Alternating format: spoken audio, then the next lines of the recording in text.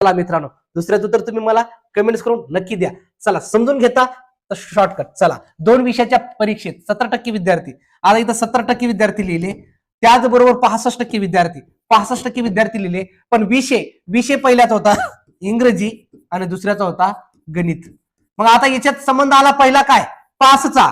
मग शेवटी गणित वाचत असताना फक्त लक्षात घ्या 3,000 विद्यार्थी उत्तीर्ण झाले.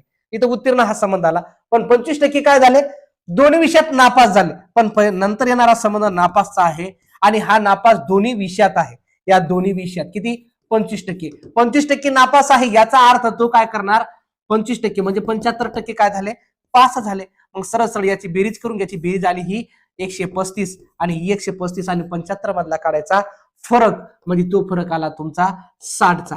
60% विद्यार्थी काय झाले, म्हणजे 60% म्हणजेच काय रे दादा, 3,000. तर 100% बरोबर किती, लगेच तिरपा गुणाकार केला. तिरपा गुणाकार केल्याच्या नंतर हे खाली येऊन जाणार, 0 0 कटलं, 6 1 6, 6 5 30, यानी की 5,000 विद्यार्थी त्या परीक्षेला असणार आहे. दुसऱ्याच उत्तर मला कमेंट्स करून नक्की सांगा.